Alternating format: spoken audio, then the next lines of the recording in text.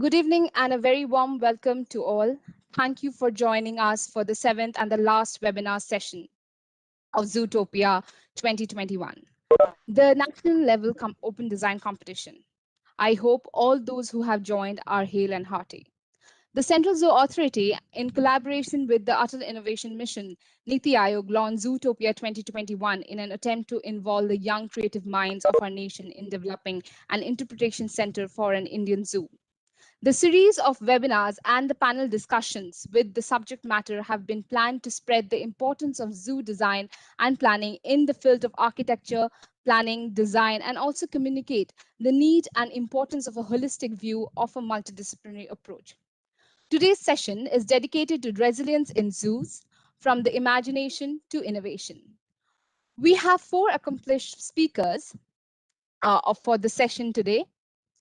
Mr. Piyush Sheksaria from the World Bank, Ms. Dipta Satish from Srishti Manipal Institute of Art, Design and Technology, Dr. Shuchandra Bhartan from Jadavpur University, Kolkata, from Ms. Moultrie Joshi from she's the founding partner at Space Matters. To start the session, I would like to invite Mr. Piyush Sheksaria.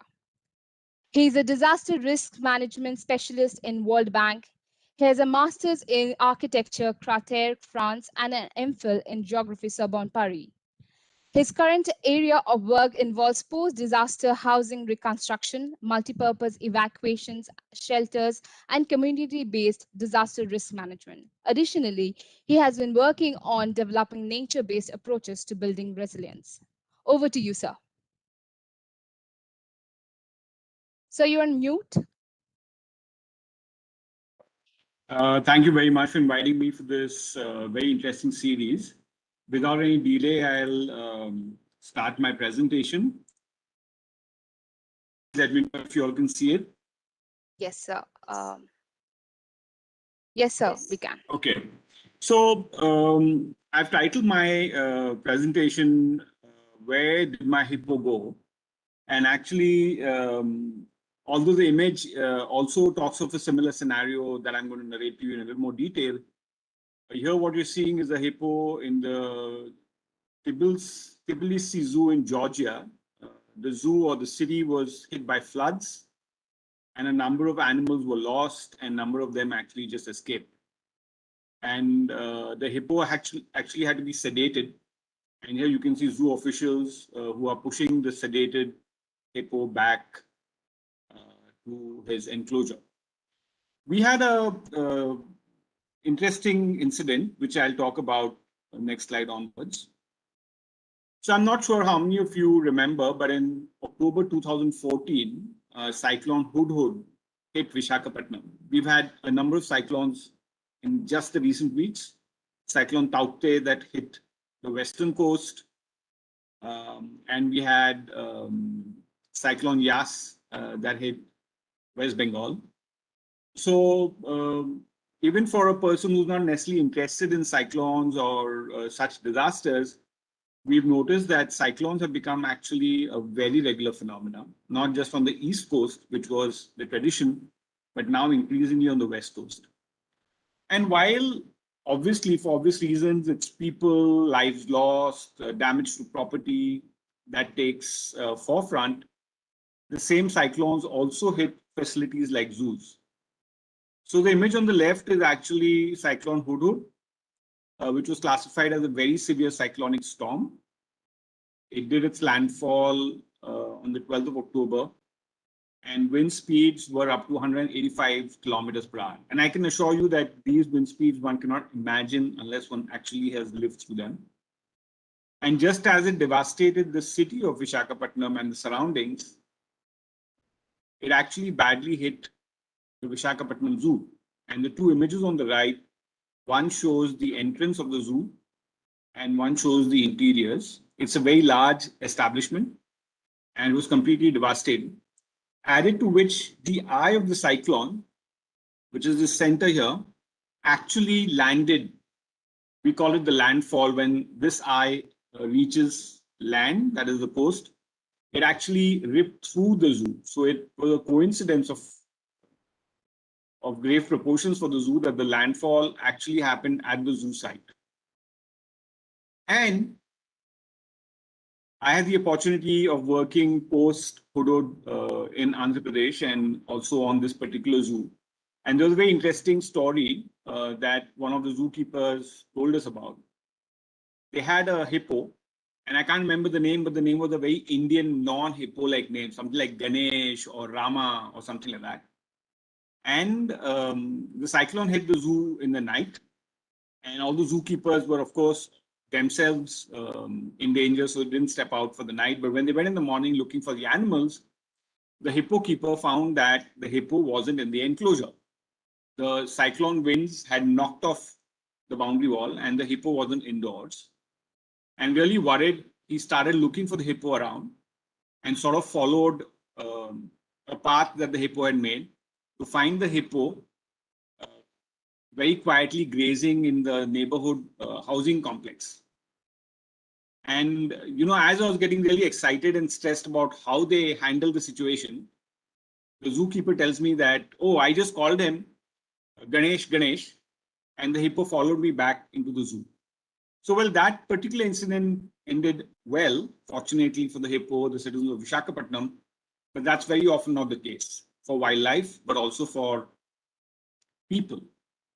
I'm going to now run you through, well, I'm not going to really run through the map of the zoos of India, but this is the location of the Vishakapatnam Zoo. It's one of the large zoos in India. And I'm going to show you how it is placed with respect to some of the common disasters / hazards that we face. So this is the flood map, and you can see that it's relatively okay as far as floods are concerned. This is the cyclone map, and obviously it's bang in the middle, very high cyclone risk. Wind hazard map, and you can see that it's right there, and it's not really so subject to earthquake. These, of course, are just a selection of the kind of hazards we face. We have a number of others, some of which may be highly localized, and some of which may not be in the so-called natural hazard category. The four that I've chosen fall into the natural hazard category. And the fact is that there's no such thing actually as natural disaster. There are only natural hazards. And I'm going to try and explain to you how one can discern the difference between the two. Okay, so on the left, we see an active volcano. It's virtually a site which seems to have no human habitation. It has some natural forest, and the volcano is live. It obviously causes damage to this forest, but no people, property, and in that sense, zoos are affected. Over a period of time, it goes dormant, and slowly we start building, and the city grows into the mountain. And one fine day, it erupts, and you can imagine the kind of damage. So while this is a hazard, what you're seeing here is a disaster. And in some ways, we have played a role in turning this hazard into a disaster. I'm going to take another example, maybe a little more fun example for you all to try and visualize better. So here we see an overhang. The overhang has a little tree growing under it. The tree seems to be in a fine location, but there is a boulder at this edge, and it seems like it's going to topple over, and it does. It does, but because the tree is under the overhang, there's nothing else here. There is no disaster. There's no damage. There's no problem. Now, we see that the scenario is similar, but we have the presence of a human being, and somebody feels that, it's an area where people are hanging out, maybe going up for picnics, and we need to remove this loose boulder. So here, we've removed the hazard, and there is very little chance of any kind of disaster happening. I also want you all to pay attention to this Venn diagram. It's only when hazard, exposure, and vulnerability mix together that you form risk. So try and understand what are these elements. It may be a little difficult to get away straight in the first shot, but it'll help you to understand this better. And here you see that They didn't remove the boulder. The picnickers kept coming, and one day there was a disaster. And here we see that this person was actually thinking of a solution of sorts, which was building a shelter for himself, but it was too late. And here, while he builds a little shelter, it isn't exactly that he's completely addressed safety, because when the boulder falls, although he may be saved, his house is damaged. So just a set of illustrations to try and indicate to you that not every hazard results in a results in a disaster, but by exposing oneself, by being vulnerable to the situation, one can end up in a disaster scenario. Now I'm going to run you through some images that I was able to collect from the net, which gives you some impression of what happens to zoos in the time of disasters. We remain with cyclones for now. This is the zoo in Chennai. It's one of the largest zoos in the country. And you know that Chennai is, and the Tamil Nadu coast is often hit by cyclones. And right from this information board to trees falling on animal shelters, to a whole range of tree clearing that has to be undertaken post the cyclone, and the whole system's getting disrupted. Zoos can really face a major issue in a natural event of this sort. And often there isn't enough preparedness, there isn't enough capacity, there isn't enough knowledge of what needs to be done to be better prepared in a scenario like this.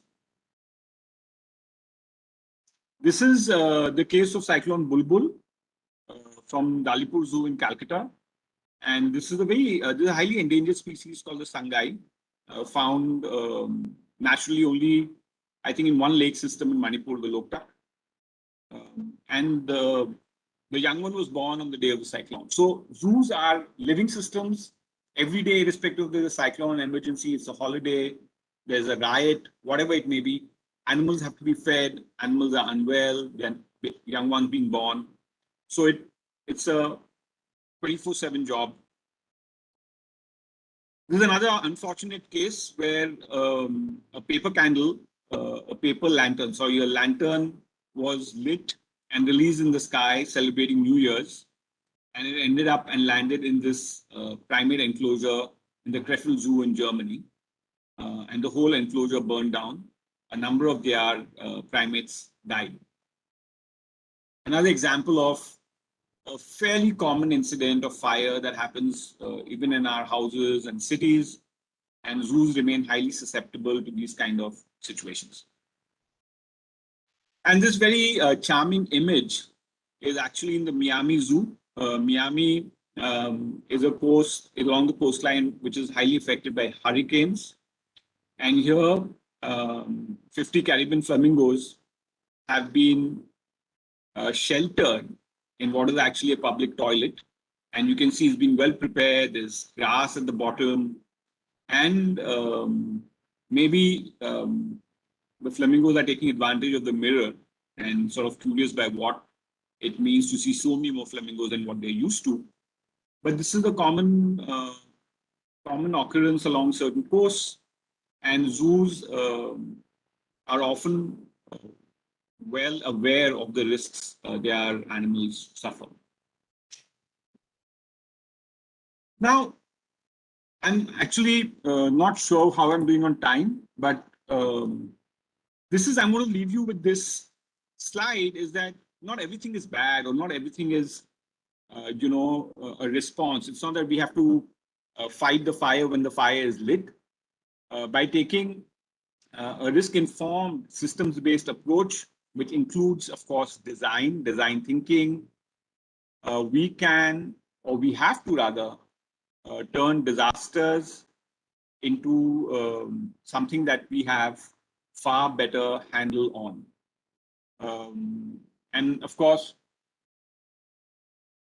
this studio is more on the integration design related part of zoos, but irrespective of whatever you design, whatever you think of what are the kind of hazards your zoo is likely to face within a certain time frame. It shouldn't be just something that happens, a big ticket event that happens once in 20 years, but it should also be small events that happen on a regular basis.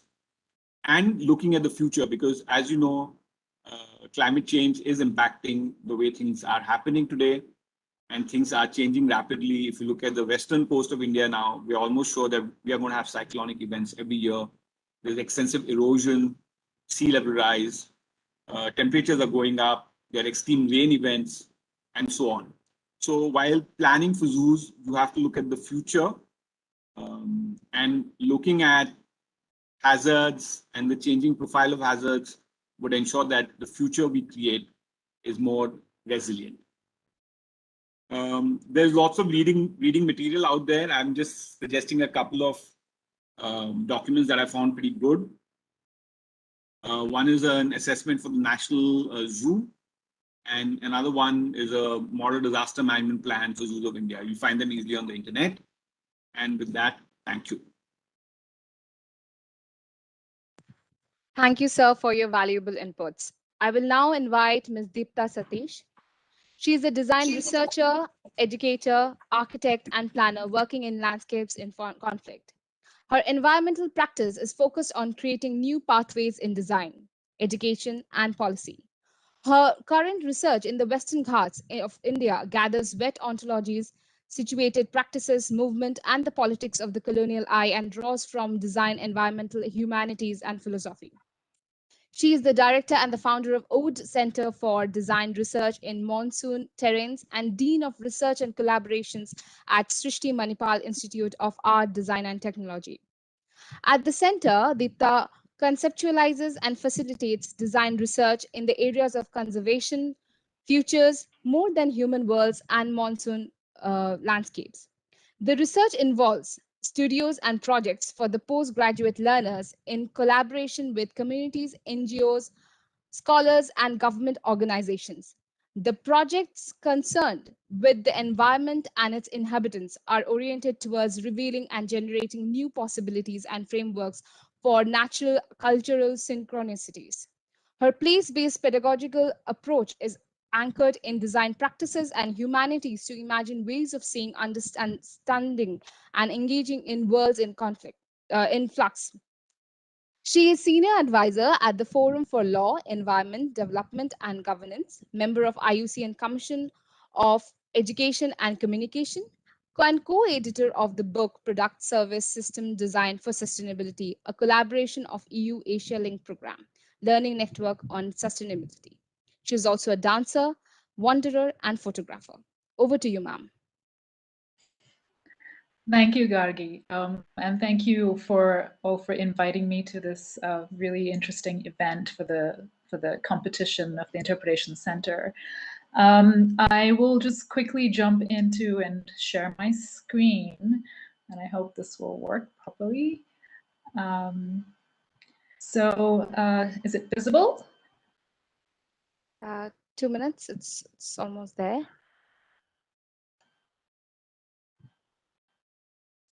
It's not visible yet. Let me just yeah, it was visible.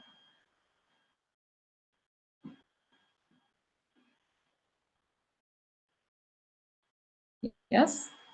Yeah, we can see, yeah. Oh, okay, super. What I thought I would talk about, apart, I think Mr. Sixaria really spoke about disasters in a really interesting manner, and I suppose I want to shift gears into perhaps looking at the idea of being inventive. And I think the session is really about imagining new things and also trying to be a lot more creative in the aspects of, how do we think about interpretation centers, and what does design mean in that frame? And so I wanted to sort of respond to those ideas. So Usually interpretation centers are, they house information that's created from disciplinary understanding. So it's botany, zoology, all the sciences, environmental sciences, and it's a lot of what they teach us in school as well. And here animals and plants are organized in classification systems, and this is the kind of information we gather from interpretation centers. By and large, most interpretation centers sort of begin with this framing. And ecologies are organized into landscapes and spaces, from forests to grasslands to rivers and mountains. And of course, the people who are creating these interpretation centers are usually the experts of all kinds, from the sciences, but also as architects who are designing the spaces. And the people who are using it are considered lay people. So what I'd like to do is I'd like to suggest that there are other ways of knowing the world that is not just from information that's being fed, that's already processed from a whole different set of understandings from science, but how do we actually engage with the world through these kinds of centers? So I would like to suggest that interpretation is not just reading information, nor is it just remembering facts about things and places and animals and biota that we engage with. But it's really about an experience. It's about an engaged understanding. And some of these things can be seen in some interpretation centers across the world where there are interactive kinds of spaces. But at the end of the day, it's really about meaning making for the person who's experiencing these places. And so interpretation then becomes fundamental to knowledge making, not just knowledge transmission, but it's how one would understand something by engaging in this kind of a space. So to that effect, I want to sort of respond to where design stands in this as well. But usually design is seen as problem solving, and design generally borrows data from other disciplines to then solve these problems. But I would like to sort of suggest a shift again here. The design is really a practice of imaginative practice. It's about creativity. It's about being inventive as well. And it's about embracing complexity and being sensitive to the context, to the place, to the challenge actually that is up ahead. And so it becomes a proposition as opposed to a solution. And in this particular case for interpretation centers, it really begins with engaging in ecologies or imagining that engagement in ecologies.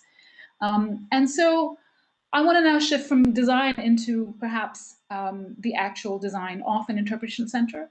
And in general, we sort of see, one is that we see interpretation centers as architectural propositions. And architecture is, by and large, I'm an architect, but by and large, it's about dividing spaces. We sort of make drawings that divide this room from that room, or this experience from that experience, and the lines are drawn into plans and sections. But and of course, the experience also then gets segregated. So experiences are not necessarily fluid in that sense, or explorative in that manner. So then, so then we can ask the question: where does this experience begin? Where does the landscape begin? And the landscape, I mean, of the interpretation center, perhaps where it is situated, and what it does in that place, and what it contributes to the larger ecology it's situated in. And so can we then draw lines that connect as opposed to things that divide? And I think this is where design really becomes important and inventive in that sense. And it's really about reading patterns, of looking at materials, earth, atmosphere, inhabitants, looking at tracing rhythms, weaving different kinds of ideas and forms that are not necessarily always pakka, but could be kacha in some sense, or a combination of the two. And it's also about embracing complexity. It's not about analysis always to sort of divide things up, but how can we sort of bring things together as a complex experience in order to really engage in the activities, or engage in the activity of interpreting something. And so this would contribute perhaps not only just to a spatial design, but also to designing the exhibits and the things that people will engage with within an interpretation center for interpreting as opposed to for consumption of information. And so this really is about placemaking, because you want people to remember their experiences. You want people to come back for something new, perhaps. And so can we consider site, situatedness, look at really not just inhabitants and animals, but really sort of embed oneself as a designer or a creative practitioner trying to think of these kinds of spaces in a more than human sense.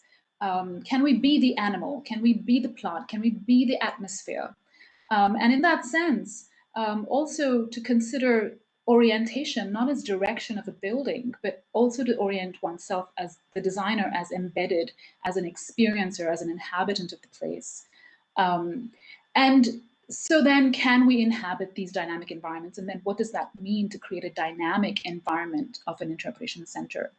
And here I want to sort of suggest that there are, that we sort of think about simplicity, that a particular place can be many things, or a thing can be many places in that sense. And so I'm just going to go through a bunch of visuals as well. But what I'd like to also just touch upon a lot more, which is more important, I think, is 4 different aspects of placemaking, which is really about spatiality, which is spatial appropriation, as opposed to space, which is a fixed thing, whereas and then materials and materiality, time and temporality, because places change over time, over seasons. And of course, the experience of these places is through movement. It is about walking and engaging and touching and smelling. And it's not really necessarily about objects, but it's about being in it and imbibing, so absorbing things and releasing ideas, and it's really about a conceptual framework, but that also then can translate into a physical reality. And so can this place that that is being considered for design live, breathe, change with time, and perhaps even correspond with seasons, with the different practices of the inhabitants and the biota that it's actually sharing, I guess, life stories of, perhaps. And so in terms of spatial appropriation, we don't always have to design from a plan view. We can think about sectional views. We can think about how different kinds of ecologies connect with each other over time. We can also think about the different kinds of the transitions between ecologies, from ocean to coast to escarpment to plateau, for example, and this is Free of the Western Ghats as an example. But that would enable us to look at different materials and engage with that, which is water, soil, rock. And these are really intrinsic to creating habitats and ecologies for animals and other creatures to survive on. And this is really an image of about how we can actually start to design without drawing a plan, but we can actually sort of map out different trajectories of practices of different creatures.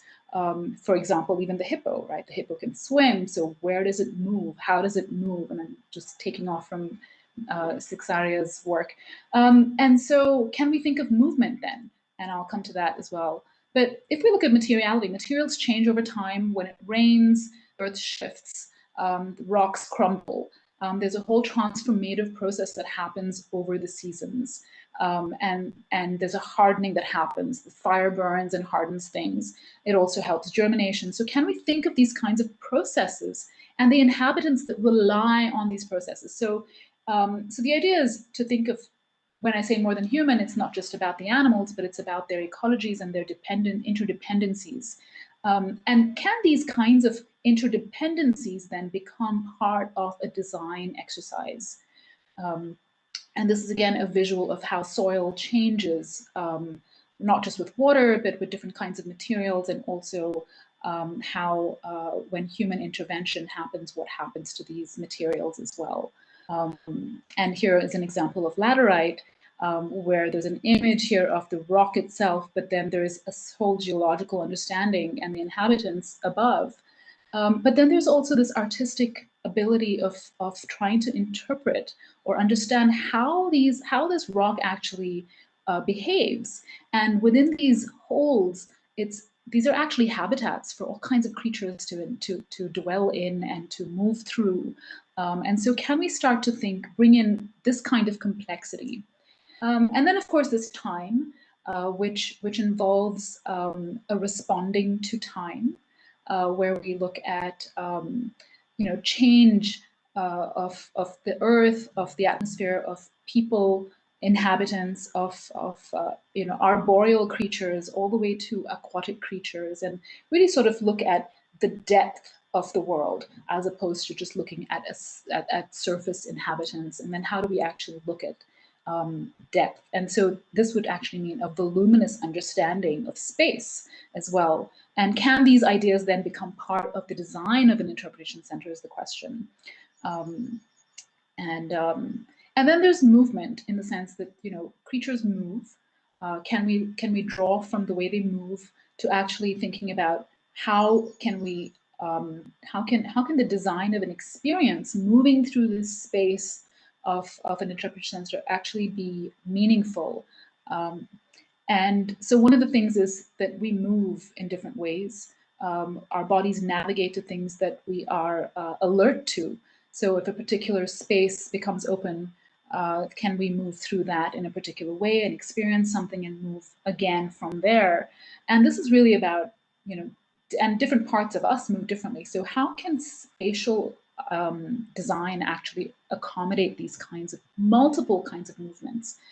And these are just visuals of how we can sort of think about the act of designing and in designing movement through space. And this is what I'm suggesting here, is that we look at movement, which is different from circulation. Circulation is embedded within an already designed space or an already predetermined space, whereas can we think of space after thinking about how movement occurs? So it's really flipping the order of how we design. And so in that sense, I would like to suggest that design is really responsive to the context, to the environment, to the kinds of things that we're trying to, that the center is actually trying to respond to. And design becomes inclusive of change. So can the center actually transform physically, materially, experientially, across time, across seasons, and actually embrace the complexity of these kinds of changes that occur? And then can it be participative with the inhabitants? And inhabitants, I mean by those of the zoo, but also what we call the visitors. But if I'm a frequent visitor, I'm no longer just a visitor. I'm actually an inhabitant and a participant in the making of the interpretation center, but also a participant in the activities of the zoological gardens themselves. So to conclude, I just want to suggest that design is really about imagining and imaging the new, and the new as a challenge proposition and not as a problem to solve. And so, yeah, so I'd like to just close there. So thank you very much. Thank you so much for explaining each and every details and the elements that are essential to design and can guide our design from imagination to innovation. Thank you so much. Our third presenter for the evening is Dr. Shuchandra Bhartan. Dr. Bhartan is an architect with masters in landscape architecture and PhD. She is a professor at the Architecture Department of Jadavpur University, Kolkata. Professor Bhartan has been a two-time visiting academic at the BLA program, Department of Architecture, University of Moratuwa, Sri Lanka, under the India-Sri Lanka Foundation in 2014 and 2018. She is associated with RONA as an honorary director of landscape. With research interests in the field of sustainability, environment, built and natural heritage, illumination design, etc., she has been national, international publications to her credit and had been joint recipient of the Best Paper Award at the 24th European Photovoltaic Solar Energy Conference in 2009. On professional front, she has worked on a range of architectural and landscape design projects covering diverse typologies and scales, and had been one of the core team member of Jadavpur University's special multidisciplinary applied research team SMART for preparation of the comprehensive rejuvenation plan of Kolkata's Rabindra Sarovar, a national lake, based on which the recent landscape restoration works have been implemented. Over to you, ma'am. Thanks for the introduction. Am I audible? Yes, ma'am, you are audible. Thank you. So a very good evening to everyone. At the very outset, I would like to thank Dr. Shonali Ghosh for inviting me on this platform, and also would like to congratulate the organizers for conceptualizing such an interesting competition for the students, as well as planning the webinar series for them, which is a very innovative idea in itself. Coming to my presentation.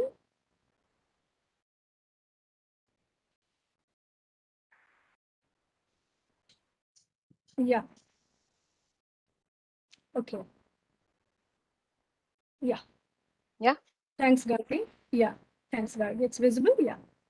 I have titled my presentation as Towards Zoological, Promoting Biophilia, suggesting the essence of this exercise as I understand it to be. Since the submission deadline is a few days from now, I shall be sharing my thoughts focused on the academic thinking on the design of the Interpretation Center with a few real-life examples from around the world put together for this presentation. The idea is to help the students and the participants to add last-moment tweaking and fine-tuning of their entries. There could be some obviously inevitable overlaps with the past presentations, but that would only mean that these points are extremely important. Next slide, please. Yes, ma'am.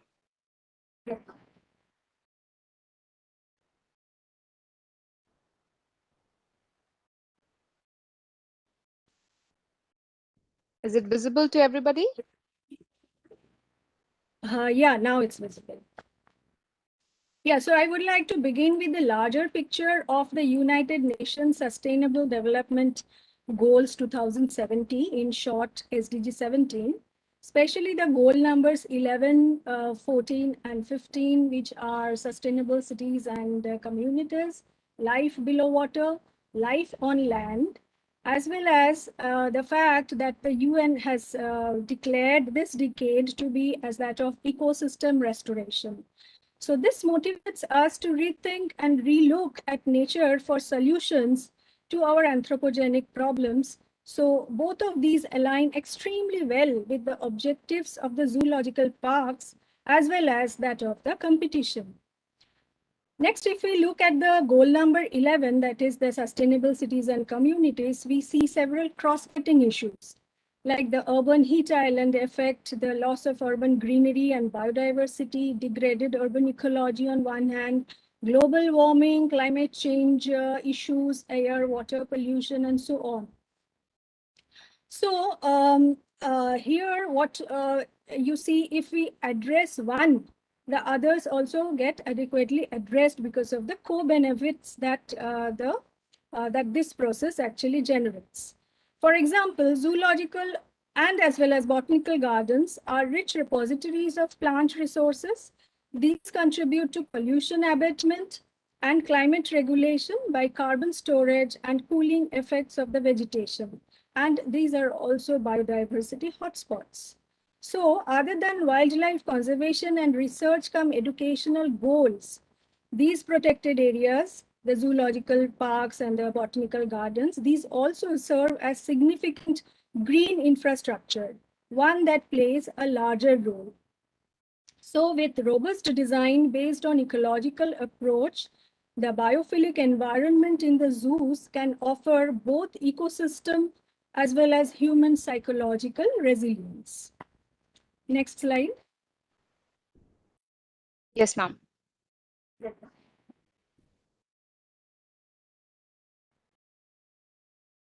Okay, so coming to the actual subject of design, let us first refer to the dictionary meaning of interpretation once again, which is action of explaining the meaning of something, the way something is explained or understood.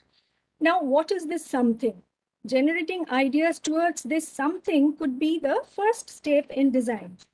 Assuming that the students are already in advanced stages of their design, they could still restructure their thoughts under these three simple generic formats: context, concept, and content. Context is the overarching one and includes all related background studies, research into the subject as well as site, and helps in framing the design brief.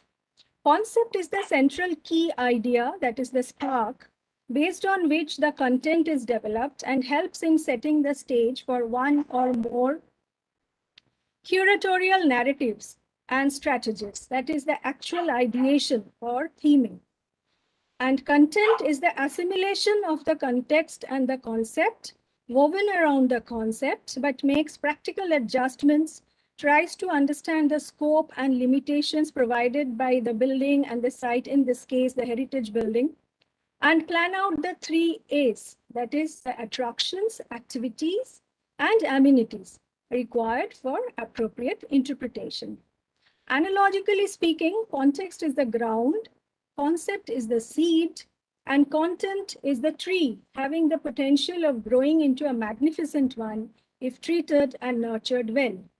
Content also includes resolving the tectonics, that is the material and the technical aspects, while representation is how the idea is communicated based on scientific information and facts, expressed through art, technology, or a mix of two. And infographics plays a very important role over here. So next slide, please. Yes, ma'am.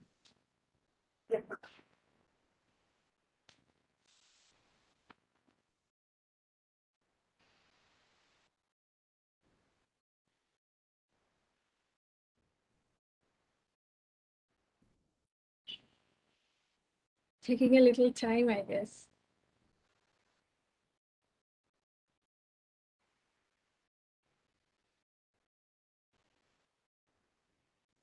Can you see now? No movement at my end.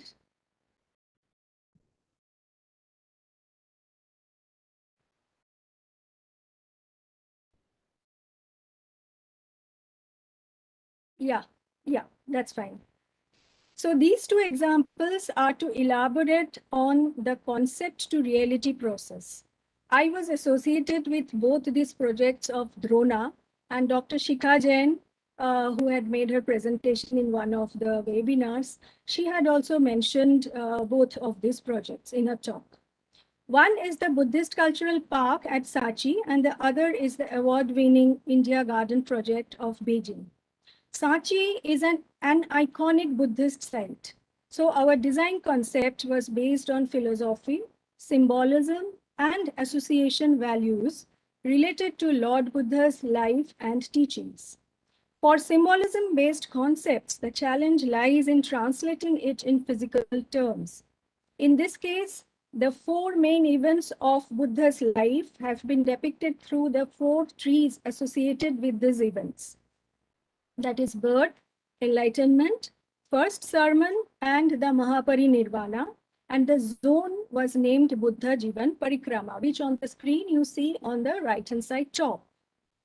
And on the left-hand side, the 3 views of the pavilions, these represented the 3 noble truths, because the other theme was based on the first sermon itself, that is the Dharma Chakra Pravartana Sutra, or the 4 noble truths.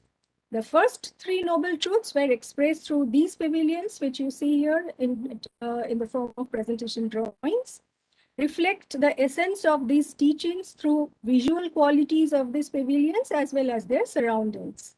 The 4th one, that is the Eightfold Path, was depicted through 8 freestanding columns with lotus engravings. The picture that you see here in the bottom middle was the actual proposition, but then during implementation, these freestanding columns were pushed a little inland. And the photograph in the middle on top shows the actual site photograph of one of the truth pavilions. So this is an example of how a philosophy-based concept was translated in real life.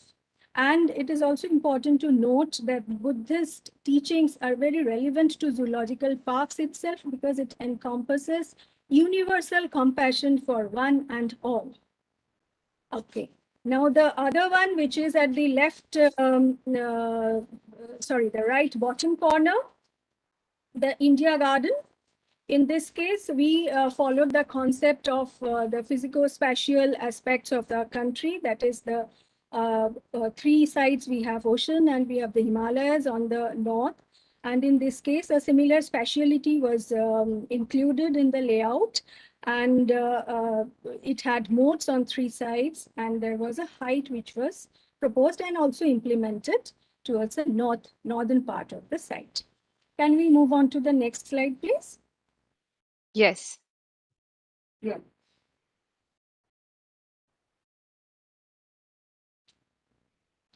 So here we have themes that are more function oriented, and both proposals are in West Bengal. The top two pictures that you see are the proposed entry zone of a zoological park where shade was provided by a green roof canopy put up on a structure having a semblance of a tree for natural appearance. And the bottom two pictures that you see are belongs to an outdoor interpretation proposition consisting of a boardwalk and intermittent pause points facing the river and the forest alternately. And in both these cases, bamboos and woods were profusely used as materials, proposed materials. Next slide. Yes, ma'am.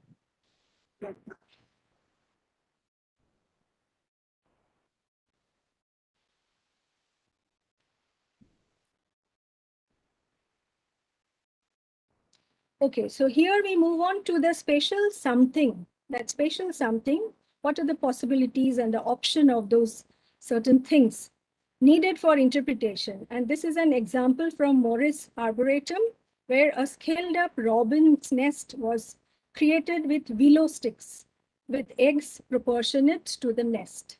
And this is so interesting as children can directly access the nest. As you can see, it is suspended from top of a canopy walk. And they can experience it, how the nest looks from inside and feels from inside, and can directly engage with it. And pruned tree branches, if students would like to recreate it in some form or the other in the proposed interpretation center, then they can also use the pruned branches of the trees that are present in the zoological park itself. So that makes a very strong sustainability statement as well. Next slide. Yes, ma'am.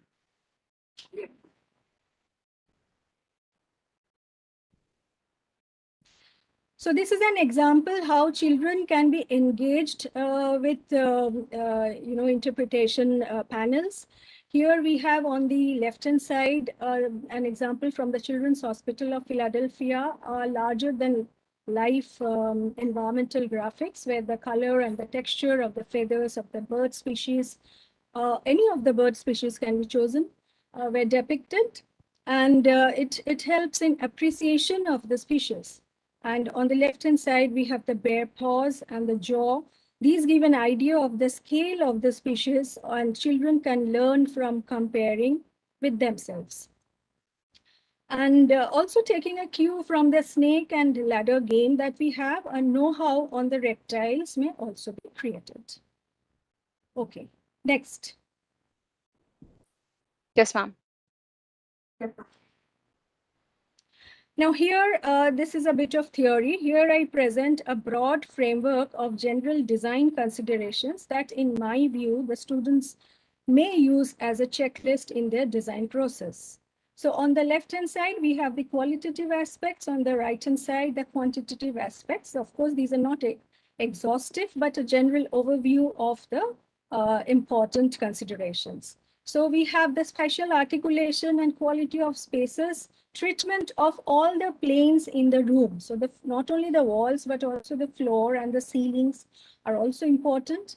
Then one has to plan for the visitor movement to check which space should come first and which next, and what should be the sequence. Local culture and traditions are very important. Local materials, sourcing from a local region or at least the site, maybe. Those should be taken into account. Then the aesthetics with the 7 visual qualities. And out of which color is, of course, the very important dimension. Color with all its hue, value, and intensity, all these play a very important role.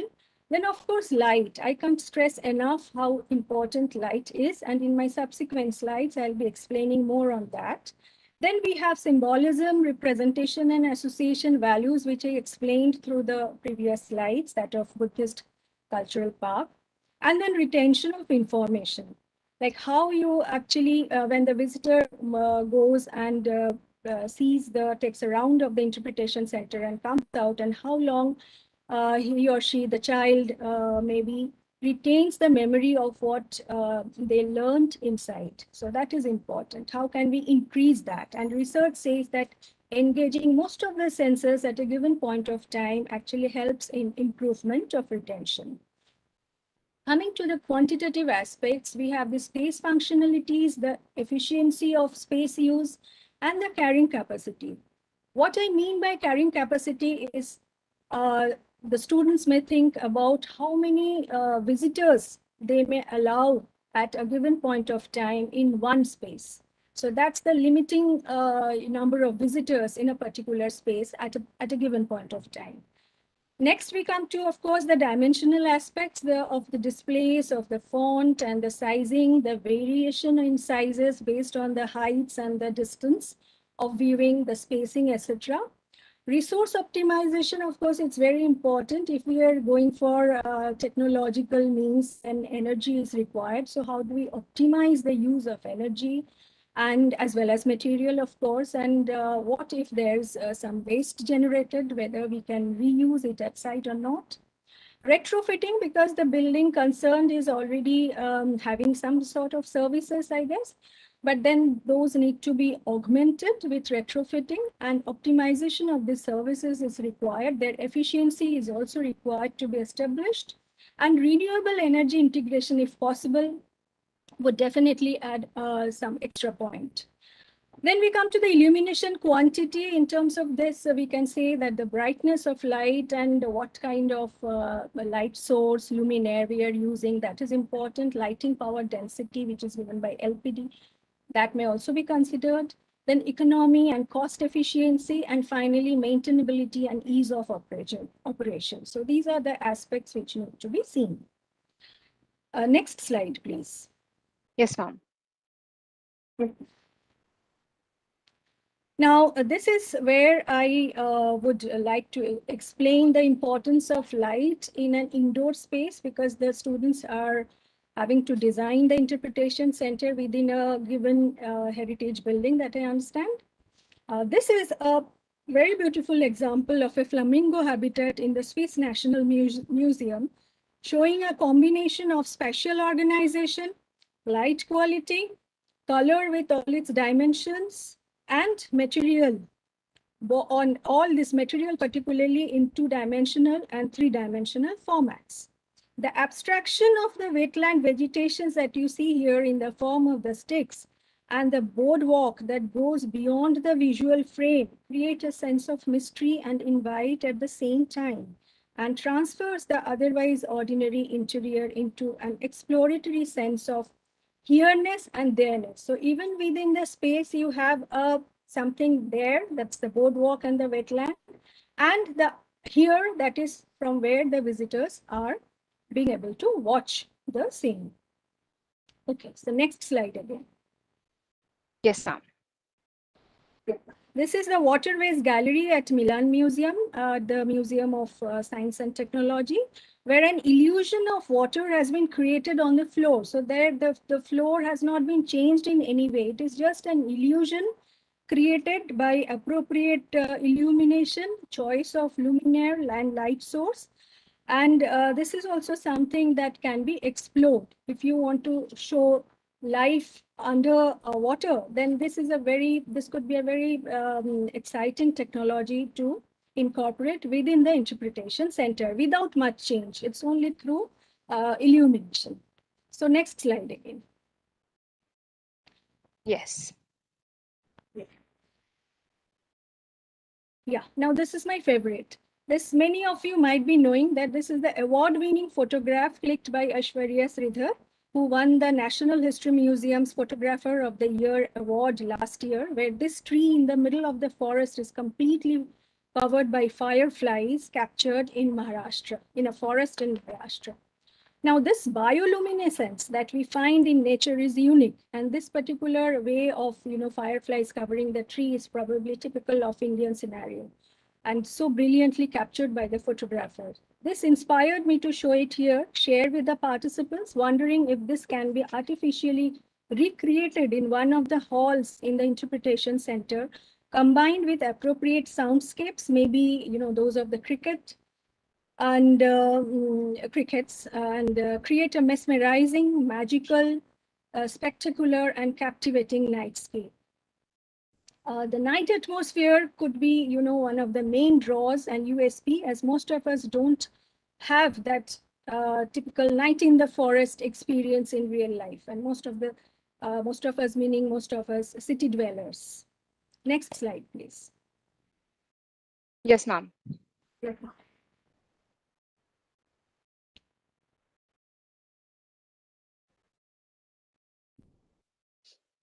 Then one may also explore the possibilities of moonlighting. Moonlighting in forest is yet another spectacle.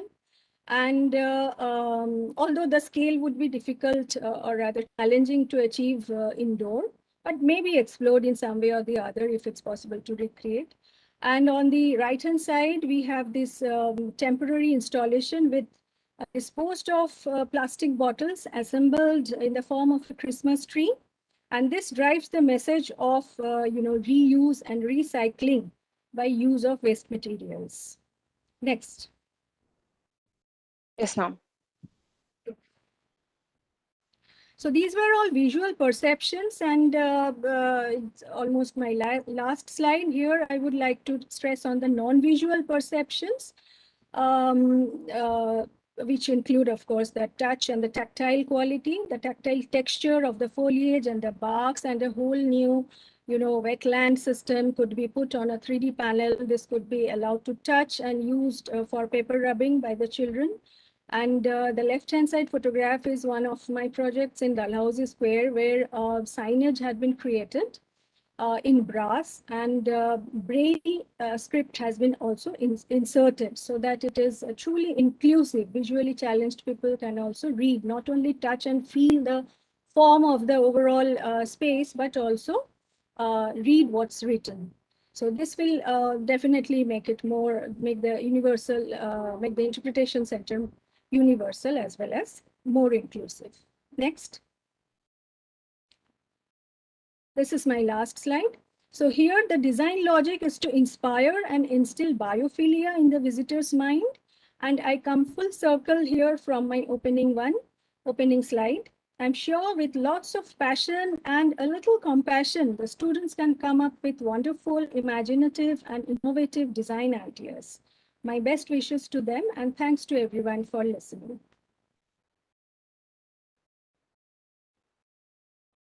Over to you. Thank you, ma'am. Thank you for sharing all these wonderful examples. I hope the student participating here can really get some cues and can inspire them for their design. I would now like to invite our next speaker, Ms. Moshi Joshi. She is an architect and a teacher leading the award-winning design practice Space Matters in New Delhi. Ms. Joshi's professional and academic works reflect her strong base in the environmental, social, and political concerns of urbanism. She has taught architectural design and theory for over a decade at the School of Planning and Architecture, New Delhi. And she has been a visiting faculty at the Urban Ecological Planning Program at the Norwegian University of Science and Technology, Norway. She represents the International Committee for Conservation in India. She's the advisor board member at Asian Network of Industrial Heritage, based out of Taiwan, and is an expert member at Central Zoo Authority. She is an expert in the field of industrial heritage and the curator to complex multi-stakeholder projects that require an empathetic and interdisciplinary approach, particularly those in the field of urban ecology and disaster resilience.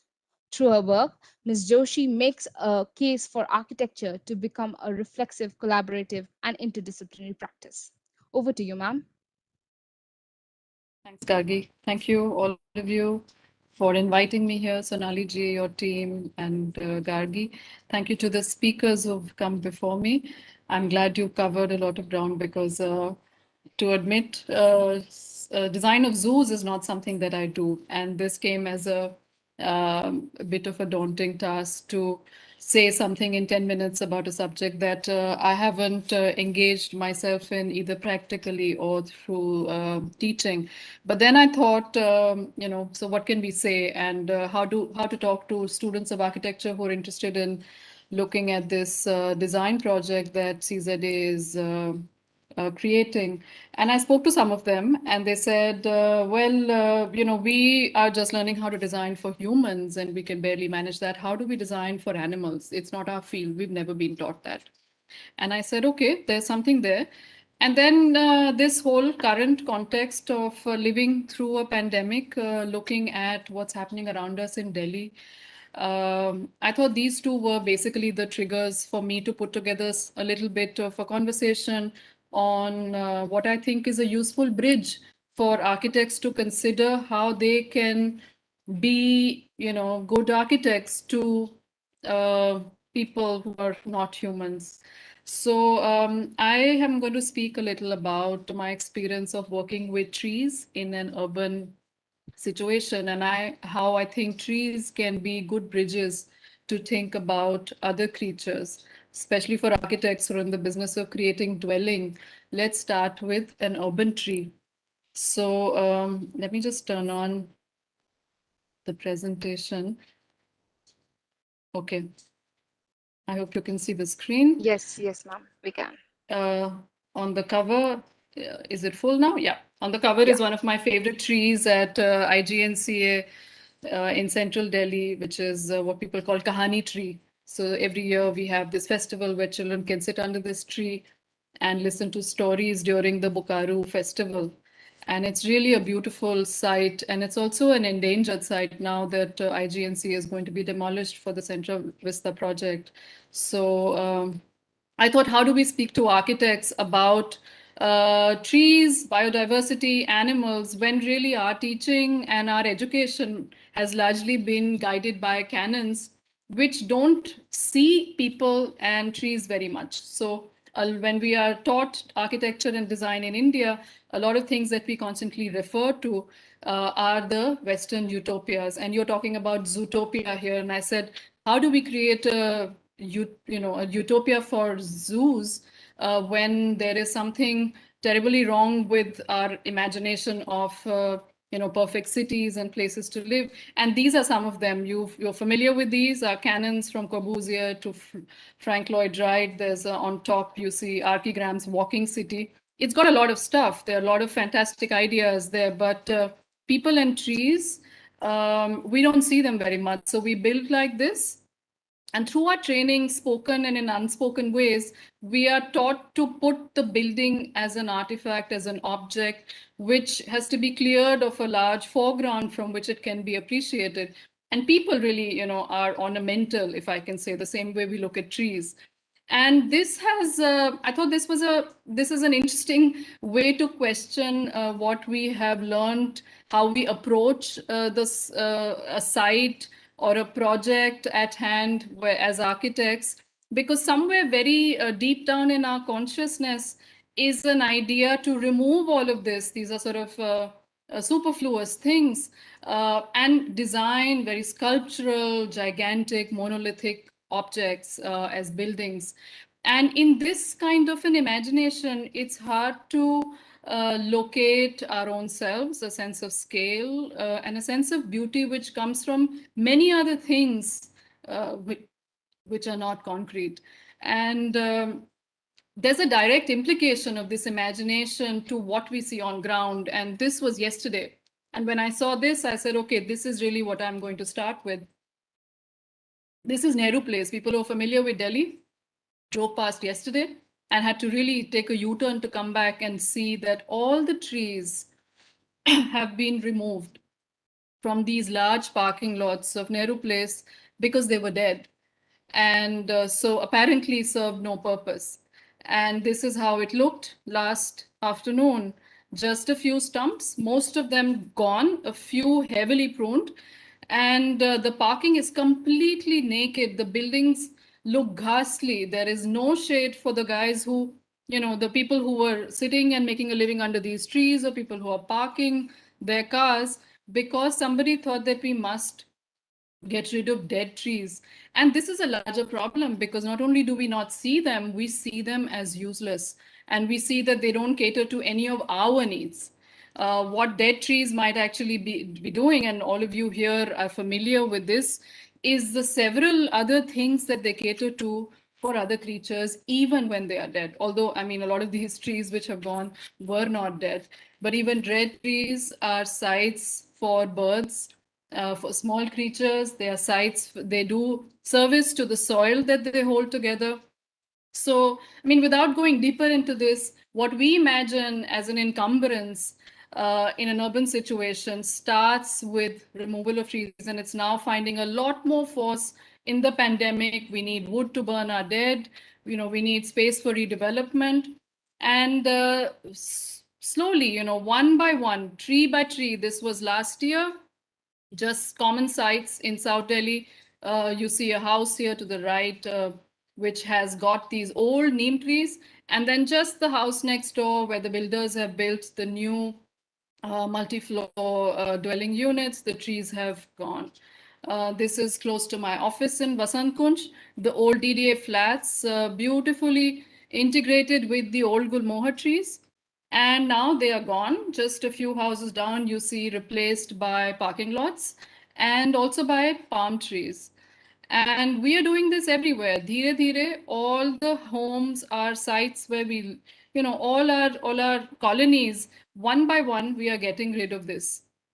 And of course, there are reasons that we are able to, put to this need, but this is what's happening. And Vasant Kunj and Hauz Khas are, of course, affluent colonies, but the most of Delhi looks like this today. And the trees that we have, they are really threatened too. That's a photograph from Defense Colony during rains 2 years ago. You're all familiar with sites of heavy pruning during winters because dhoop nahi aa rahi hai, and trees which have been completely built over, along the street. And, these are just very common things that we're doing to these, homes of animals. I know this is outside the ambit of zoos, but how do we start thinking of zoos when all around us, homes and the architecture that holds biodiversity is greatly under threat? This is from a study that I'd done several years ago, and this is Sangam Vihar, one of the densest neighborhoods in Delhi. And look at the number of trees, you can count them. It's, this, I've done this for school children for a presentation several years ago. I don't need to tell you guys, architects, especially here, students, the value of trees and green spaces. But this is really the reality. So what we need to do, and this came from, these are not my words, this is from somebody who runs a very active NGO in Delhi, who's constantly advocating this new illness that he calls tree blindness. And I think this is what we need to be treated for. We need to start seeing that there is more life than the space that we are claiming for our own dwelling units around us. And trees are the beginning of that discussion. Just this second part of the presentation, where I want to put across some of my own works, where nature is not just something that we are able to preserve or bring into buildings and do this kind of a dual relationship between buildings versus trees, but it's something really of a life force, as an inspiration that we use in our practice to generate good design. It's also, I mean, in this pandemic, it's a place for refuge. It's a place where you long to be for your own mental health. And so many of us are kept sort of afloat with our little home gardens. So just putting together a few of projects and few instances where this has been really the driving force behind our work. These are the first project here. This is the currently under construction at Bihar Sharif. It's the second temple for the Baha'is in India. This is in Bihar. And a form that is a site that is sacred, a building that's going to be the house of worship, but generated from the geometries that we see around us. More literally, to work with trees when you're presented with a small site and a tree in the middle of it. It's possible very much to work with them, to bring them in, to integrate, to build here in this case, a mud house in Palampur with a cedar tree right in the middle of the bedroom. There are also far more larger, more active sort of landscapes that we work with. This is a site in Kumaon, working with the community in Champavat to rewild, and you know how degraded our Himalayan landscapes are now. And it's amazing what small amount of time and community action can do. And the photos at these two photos are just 6 months apart from a long-term project that we've been doing in Kumaon called Kumaon Build. It's available online. And the idea is to look at all these questions of habitat and how can architectural practice integrate them. So it's both about plantation, and reclamation of this land, but also to revive old techniques which depend on these sites, both for inspiration, but also for, let's say, woodcraft here. How can we integrate these communities into their into these with these sites? So how do we create small homestays? And I mean, basically, how do we work with what we have instead of building new stuff? At some point in the practice, we said, the hills don't need more construction. They don't need new big buildings. We need to see what we have. And as somebody has said several times over, the greenest building is the one that exists. Can we use that in some way? And I think that has been the groundwork for thinking in more ecological terms for a practice that is essentially architectural work can be extremely violent. It can be extremely detrimental to the ecology. So given that this is what we do as architects, and as one of the speakers before me said, that we are basically trained to divide spaces, how do we move beyond that to repair? How do we move beyond that to restore? And that's really been these have been the questions with us now over the last 5 to 7 years, increasingly, to change the course of our practice. And not to say that we don't make, residences, high-end residences in the middle of cities, but it's also possible. And this is for students, again, when you design something in 3D, it all looks very cool. What happens when there's a tree in front of it? Can we save that? I mean, it's both design, but it's also persuasion that it finally stays. And it can stay, and it can also be celebrated. This is another site, an office site, where architectural interventions can celebrate this nature and literally, if I can say, bring it in, and to create that sense that we are not the only people here. In more greenfield sites, this is Ashoka University, didn't have many trees. It's still a new campus. Is it possible to create the feeling of shade, the light and shade, through the use of jalis here? So again, inspiration is, where do you want to be when you want to sit together in groups as a student? You want to sit under a tree. How do we do that? How do we capture that quality architecturally, in our work? And while there are not too many trees here at this point, and the campus is fairly built up, these kinds of things keep coming back. Hopefully it will be overgrown in some time and look more like another school that I will talk about. But meanwhile, this is a small Anganwadi for the Delhi government. We've done a couple of years ago, again, trying to skirt the design around existing trees. So you see in that photo, in the first large photo, somebody's climbed up the ladder. There's a tree right behind him. And we're trying to make picture windows, bring the kids in from the mohalla, and also bring in other ways this sense of being with other creatures. So These are Gond artists painting with the kids from the mohalla. These small miniature artworks in the Anganwadi.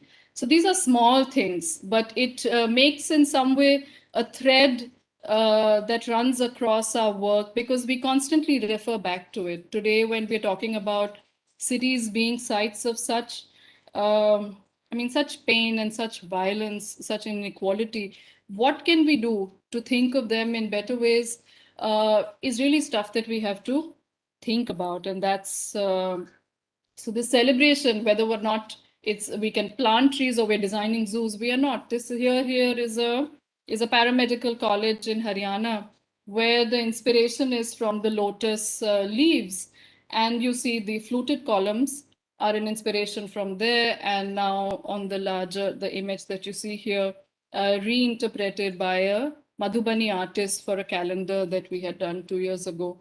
And these are ways to constantly come back to this, to say that, we are not the only ones here. There's more to this. There are more layers to this. There's more depth to this. Perfectly concrete building here, hardly any trees, so to say, but there are layers to this kind of these histories, these celebrations that we can put in. And also, wherever we can, just build less new stuff. As I said before, this is the cultural center for the French Embassy in Delhi, and an old building that hadn't seen literally the light of day in several decades. It was very dark and dingy. How to restore it and make it into a perfectly modern office, a cultural center, without breaking anything of the old building. And I'm very proud of this project because it needed a lot of persuasion with the client and also a lot of exploration to open up this old building, discover, vaulted ceilings, discover things which seemed unrepairable at some point, but to try and integrate that into a new design. And again, wherever we are offered and wherever we can, we push build less. So this is a old Portuguese house bought by a client in Goa, and we said, we're not going to build more. Let's redo. Let's bring it back to life. Let's add more interventions, but let's keep it as we receive it as much as we can. So this is Seclude in Goa. There are also terribly urban projects like this one, a school which had hardly any open space. It had hardly any greens. It was a huge cause of worry for us. How do we talk about, what is going to happen to children in a school with very few trees? And so we said, the photo that you see in the center is from the time the school was just built. It's an existing building in South Delhi. And the two photos on the sides are after two monsoons. And you see the entire facade, which is basically something that, again, something somebody said today, how you have to factor in time in design. And this is what happens, two monsoons down, the entire facade is grown over. And it's beautiful. There's nothing better we could have done to a concrete block in the middle of Delhi for children. And then, once you have these sites, a lot more learning is possible. And that conversation that we're not the only ones we are building for here is possible. This is it's a tough and a long drawn project of ours in Bhopal at the site of the Union Carbide factory, which is polluted. It's been abandoned. It has these industrial relics. And the idea here is to, again, work with the soil and work with the existing trees as the resilient trees that have survived these, almost 4 decades of chemical pollution, and to use them to reclaim the soil and to revitalize this toxic soil and water. So here we work with scientists, we work with a technique called phytoremediation to clean up the soil and give it back as an urban park.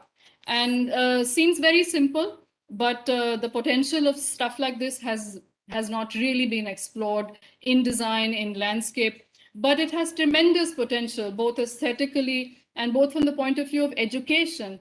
And that's really also what we're looking at in zoo sites, right? We're looking at very urban sites which need to encourage the diversity, both in terms of, audience, young people, old people, etc., but also biodiversity.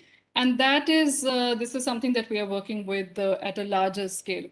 So just to capture sort of the various responses which are coming from this deep love, which has now moved from trees to soil for me personally, and to look at how architecture can do less harm.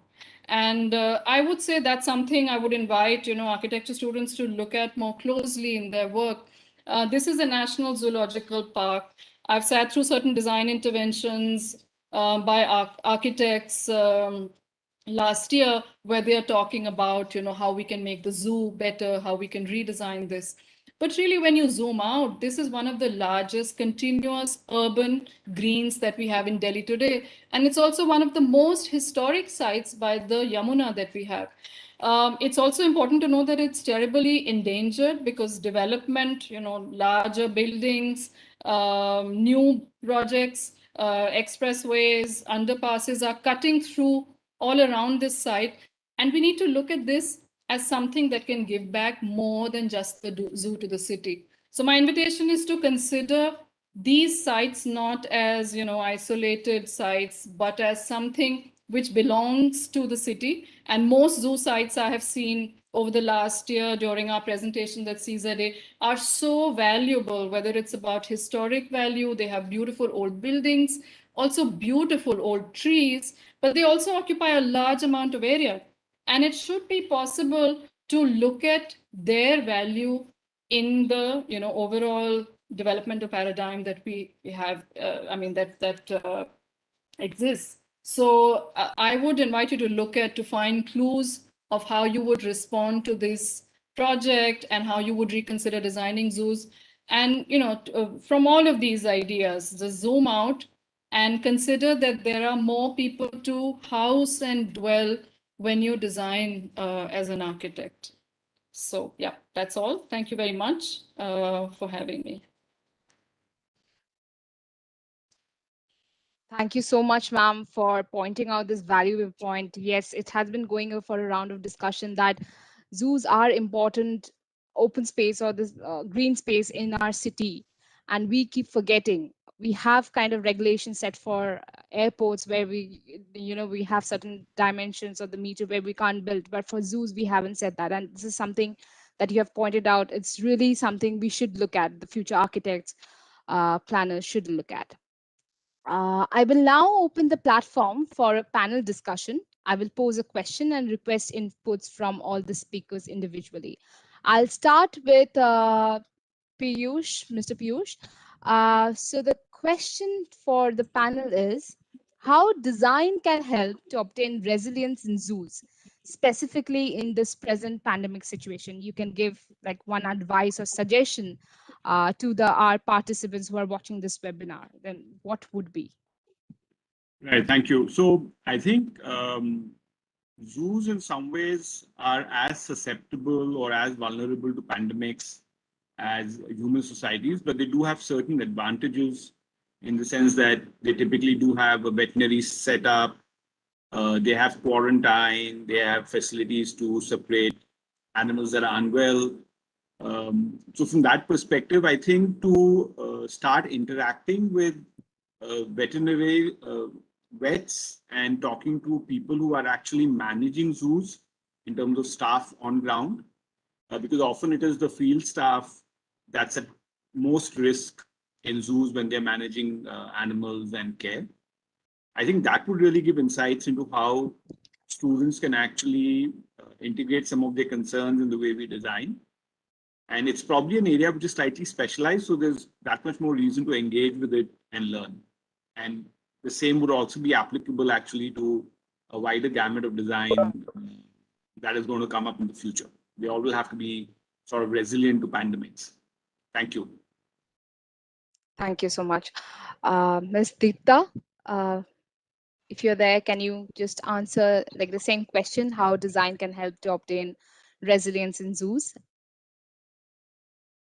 Yes, I actually have a slightly different take on it from Piyush, in the sense that I think resilience is really about it's not about resisting. It's actually, for me, I believe it's more about moving with and synchronizing with things that are changing already. So how do you, I mean, in order to be resilient, for example, if we fall ill, our body develops resilience from falling ill, not from resisting it. So in the same way, when we think about zoos or interpretation centers, and these kinds of very complex and dynamic places, can we build in change into the design, not just in the process, but into the actual physical materiality of the design? So being adaptive is really important.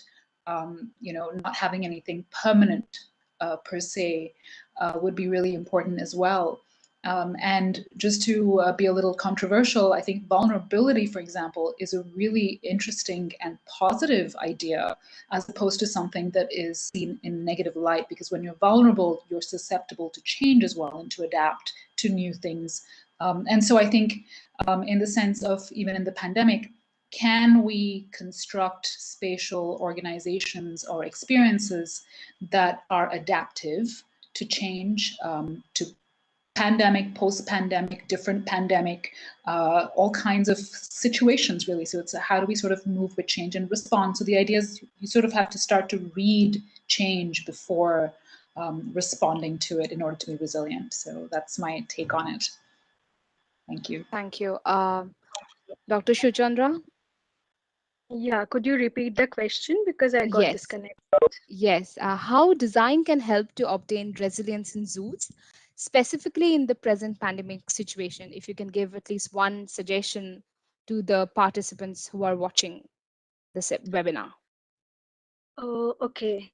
In my view, as I said, zoos are green infrastructures and these deal with biotic and abiotic components of ecosystem, and hence the internal and external subsystems that are dependent on the zoos. The key should be, you know, learning from nature, allow and adopt its processes in design landscapes inside the zoo, through outside in ecosystem restoration, and inside out, that is biophilia. So I'll go back to my the content of my slides, which I mentioned, that ecosystem restoration and biophilia. These are the two ways I think zoos can be developed as a more resilient. Other than that, of course, you know, if I consider at a micro level, then designing with nature and I guess less is more, because to do more with less resources, it's what probably will we have to learn. All of us, not only zoos, but all infrastructures and all of us in all our systems. That's Thank you. take. Thank you, ma'am. Monshi, ma'am, if you can. I don't have a very specific answer, but what I want to say is that the training that architects receive as students is extremely diverse. It teaches you to work between different disciplines. It teaches you to triangulate between qualitative and quantitative data. You use your senses to to process information. So, you know, architects are well trained to observe and to analyze and intervene. I just think that they need to be more familiar with the environment of a zoo. So for students who are here, my invitation is that you should be going out there and doing what you do in a let's say what you would do in a housing site, and think about the residents of the zoo, and use your architectural training, the methods that you have as architects, to see where you can how you can intervene better. So I would say seeing would be crucial for me. Go and experience and go and see. Thank you. Thank you for sharing. Thank you for this wonderful session. We will now take 2 minutes break, allowing the guest speakers to leave. I would like to thank all the speakers for their time and their valuable insights. I will request the viewers to stay online as I will be making the housekeeping announcement regarding the competition, and then steer a walkthrough of the competition website and application link. Thank you. Thank you, ma'am. Thank you. Thank you. Thank you.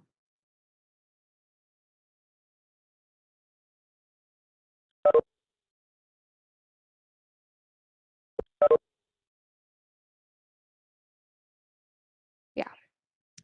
So can you see my screen? So to begin with, I would like to inform everybody that the deadline is on 7th of June at 11:59 p.m. So we would request you to not to rely on the final 1 hour. We would request you to kindly submit prior to that to just to avoid any kind of internet glitches.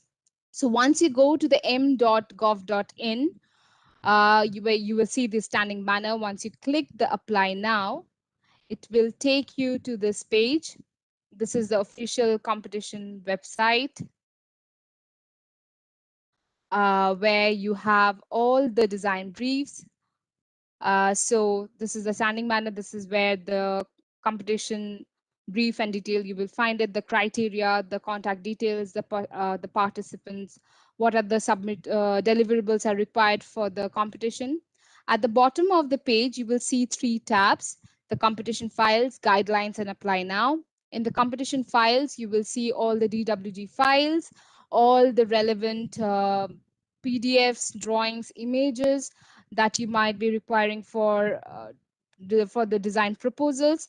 Under the guidelines, you have the detailed brief and what are the things you are required to do for your design. When you click apply now, it will take you to this page.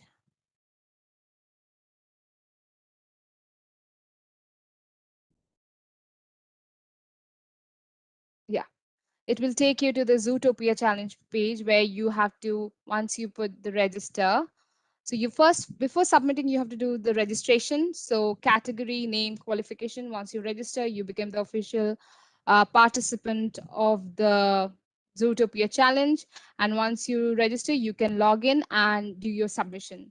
I would repeat again, please do not be late. Do not rely on the final 1 hour. Kindly submit it prior to that. And for any kind of questions that you have related to this competition, kind of on the brief, you can obviously send your queries to aim.challenges@gov.in. So there we are. And with this, I would like to end our session, and I would tell everybody, like what the participants who have joined, best of luck for the submission. And we will all looking forward to your wonderful design proposals. Thank you so much.